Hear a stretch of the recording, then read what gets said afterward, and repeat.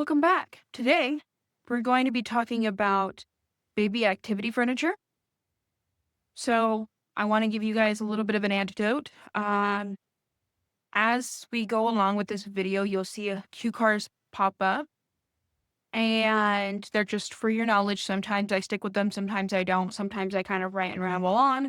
So, they're just kind of keep you on track, give you the information that you need. If for whatever reason you need access to these cue cards, just let me know that in the comments below and we'll figure out how to get them to you. Also, if you want to know my credentials, I have been helping raise children since I was 9 years old. When I started going to church, I was helping in children's ministry from all ages, in leadership, yada, yada, yada. I also have my own children. I also in high school started taking early childhood development classes, and then in college took a few early childhood development classes. So I'm a little bit of a veteran and expert. So if there's anybody who can help, I can help. I don't know everything, but I know a lot of things. So, okay, today we're going to be talking about baby activity furniture, containers, play, and survival tools. Okay, so what's baby activity furniture? What does it actually do? You got bouncers, you got swings, you have activity centers, and you have play gyms. Okay. Baby activity furniture is anything designed to hold, support, or entertain your baby outside of your arms. These are replacement for interaction or floor time. They're tools. Specifically tools. Okay? Let's remember that. Bouncers. Bouncers are lightweight seats that move when your baby kicks or shift. The pros are they're portable, they're easy to store, they're great for short independent time. Cons, limited use window, not ideal for long stretches, best for quick breaks, showers, maybe eating a meal. Something that I loved having about a bouncer was because both my kids were very kick kids. Okay, they both loved kicking. They loved the bouncer. That sucker, especially when I needed a good shower or I needed to go to the bathroom or whatever I needed to do. A lot of the time it was just me and my baby. Bouncers helped a lot, okay? So don't frown on a bouncer. Bouncer's good. Swings are motorized and designed to soothe with motion. Pros, can calm a fussy baby and their hands-free comfort. Cons, they're large and can become a sleep crutch if overused. Swings are survival tools, not parenting failure. Now, swings are great. Absolutely great. Both of my children loved their swings to the point where they would start putting their foot up. Both of my kids did this. They put their foot up like this, right? And they would push themselves in the swing sometimes. Like, let's say it ran out of time or I forgot to change the batteries or whatever. They would just put their foot up there and start swinging themselves. My children both love swings. Sometimes my son, because he was maybe getting 4 hours of sleep, some of those were only when he would get in the swing, when he was like newborn. He would only sleep on the swing. I don't know why. I don't know how, but this child only slept while he was swinging.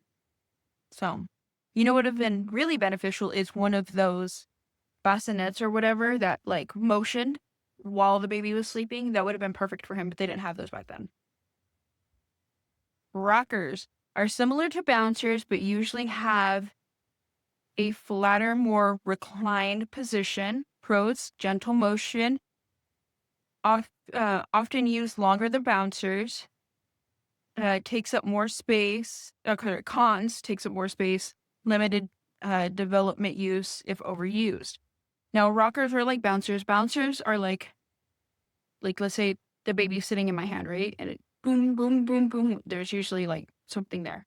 Boom, boom, boom. Where rockers, they're like this and it rocks. I'm doing a poor example. Let me see if I can. Let's say you have a little rocky thingy. It's going like this. Okay. So hopefully I'll have some B-roll in here and I'll show you an example. But I've never owned one. I don't know anybody who has owned one, but I can see why they would be amazing, right?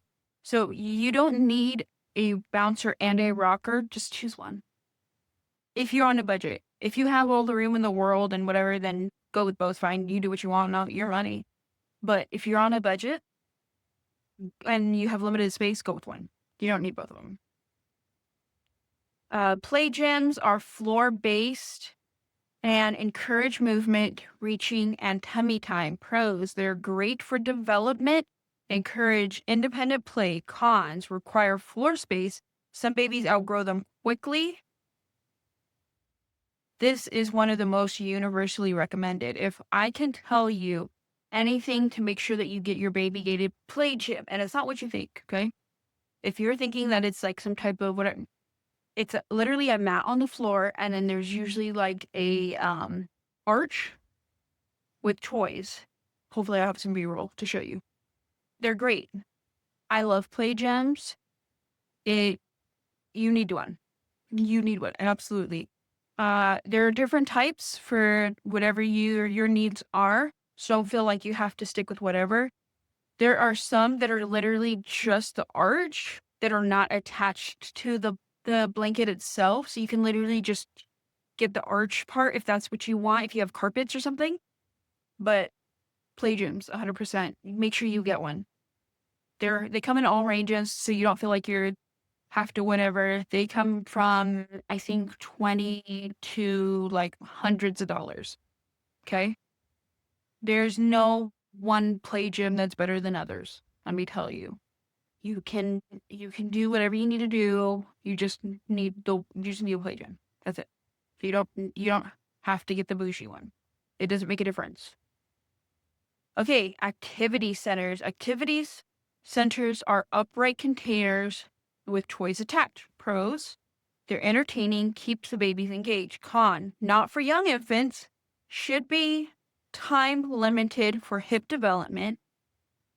These are fine in moderation, not all day, every day.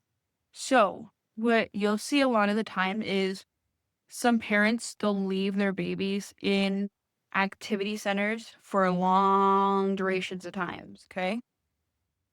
Don't do that. My children love their activity centers. As a matter of fact, most of the times my children were fighting me while I was trying to take them out of the activity center. It was a struggle at times. So there's a lot that has to do with like hip development and stuff like that. That if they're in there too long, their hips don't develop properly. I think you can get knock knees from it. Don't quote me on that. But trust me, don't leave that baby in there. Don't leave a baby in any tool for too long. It's there to help the baby entertain. Like, I know some parents watch TV for like 8 hours a day, but like, if you're a healthy person, you're not watching TV for 8 hours a day. You know what I'm saying? Moderation. Think of it as like a book, right? There's like a certain amount of time you can read a book, but you can't be reading a book all day. That's not healthy to read a book all day, every day. It's healthy to read a book for a while, but you can't be spending most of your life reading. That's what I'm trying to say. Is like there's different types of entertainment. Sometimes you need to scroll on TikTok. Sometimes you need to fold laundry. Like, it's healthy to do other things, is basically what I'm trying to say. I don't want anybody to feel judged. Sort of like, I love reading books and I sometimes spend 6 hours, but every day, all day, no, you have to work. Obviously, you have to do other things, obviously.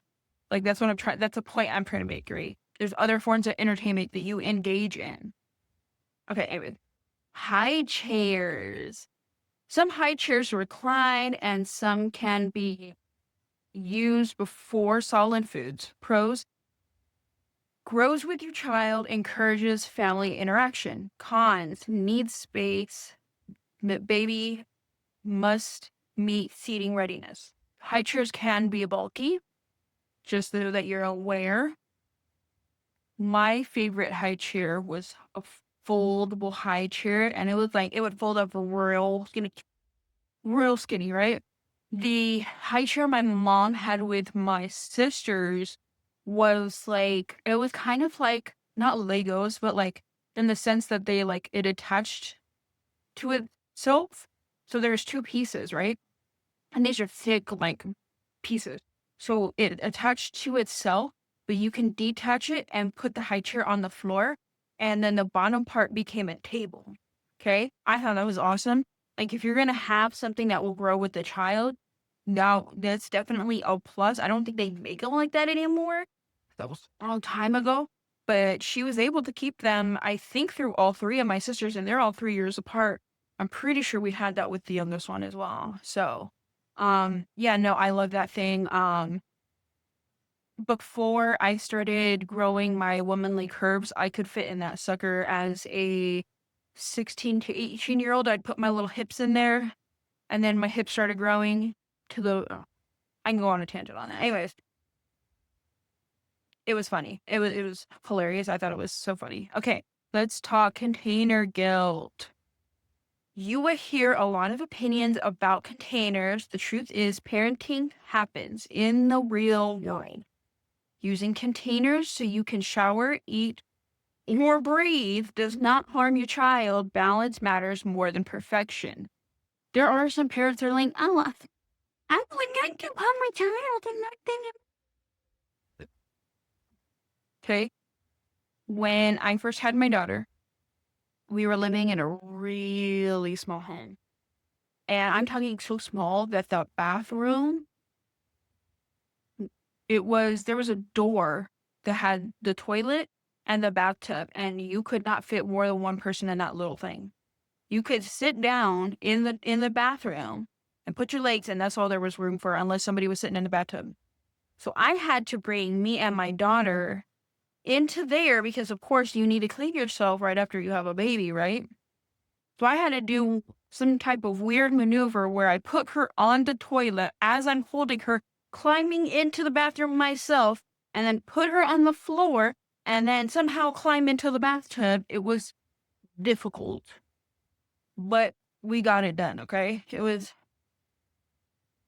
And then right after I had a baby, are you kidding me? It was a whole Olympic thing, okay? But we got the thing done. Anyways, I had to keep her in her car seat because that's the only thing that would fit in that bathroom with me and her. And there are times I feel guilty, but you know what? I guarantee you she don't remember any of that because she was sleeping. The girl was asleep all the time, okay? She was just sleeping her life away. So, you gotta do what you gotta do. Sometimes you have to put the baby, and the baby's sometimes you're gonna have a baby that's screaming and crying and blah, but you have to take care of yourself. That's why on airplanes, they tell you to put your mask on before you put the kid's mask on. Who's going to take care of that kid? You got to make sure you're in that right situation to take care of your kid. So sometimes if you have to go to the bathroom, put the kid in the container. Just make sure you buckle them in. That's all I'm saying. You know what I'm saying? As long as the kid can't roll out of it or get out of the situation, you're good to. Okay? So don't feel guilty. Now let's talk about worth it versus skip it. Worth considering a play gym, one soothing seat, like I said. Remember what I was saying? Like either a bouncer or a rocker. You can do a bouncer or a swing, whatever. I always have a bouncer and a swing, okay? They do two different things. Sometimes you need to swing over the bouncer. It is what it is. But your personal preference, get whatever you need for you. I have both a bouncer and a swing already. Like I said, I'm not even pregnant yet, and I already have these things. But I have a bouncer and a swing ready to go, okay? You don't necessarily need multiple containers. Large items, you can go without, you can go without large items if you don't have the storage space. Just start small because babies change fast. So what we mean by that is that if you don't want to get an activity center right away, right? Like you can skip that for now. You could focus on what your baby needs in that moment. So, right when they come out of the womb, you might need just a bouncer or just a swing or both. Mine are really small, like the really, really cheap ones. Those are the ones I got because they're the smallest one and they're the easiest to store. Not only that, but I'm a budget queen. But They fold up real nice, so I don't have to worry about it being in a bulky space. The other one that's really good, depending on how your baby takes it, is a Mama swing, because it doesn't take up, like, it takes up that much space, right? And it goes like this and does all the things, right? So if you're looking for a more bougier vibe, but you don't want it to take up much space, that's probably a good option for you.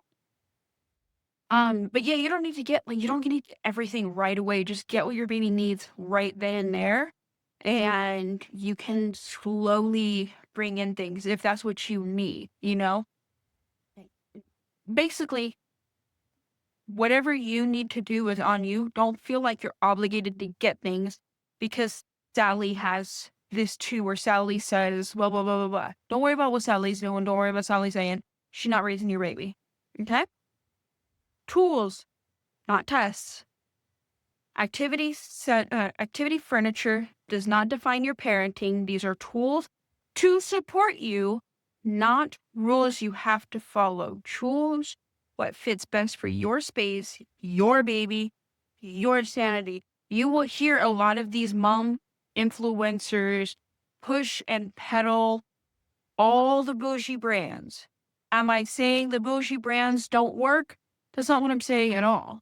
And if a bougie brand wants to work with me, I wouldn't be mad about it.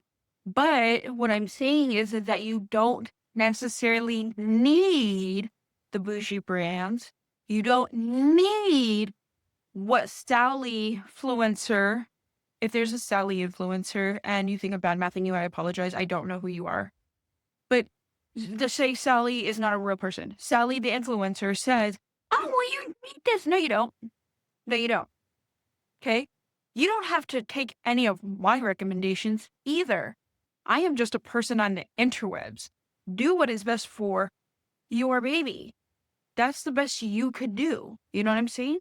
Don't worry about what anybody else is saying, except for what your needs are. These are tools to help you, not to look good. You don't need the bougiest, you don't need all of that. You need what works best for you. So even if you're looking at my advice and going, well, I don't want to budget. Okay, then don't budget, girl. You don't need a budget. You don't need to get the budget. If you feel like a midway option is what's best for you, I will highly encourage you to get whatever is best for you. If somebody else bought you something and you feel like that's the best bet, okay, good. You know what I'm saying? This is a judgment-free zone. I'm not going to judge you. I don't care. Okay? As long as you keep your baby alive and you're doing what you need to be doing, could care less. I mean, I don't pay your bills. Sally, the influencer, don't pay your bills. You pay your bills, right? Girl, don't trip, okay? Don't ever feel like you're going to be judged here, okay? Anyways, that's all for this video. Like I said before, if you need any of the cue cards that I put up for whatever, just let me know. I will be glad to supply them. I don't care.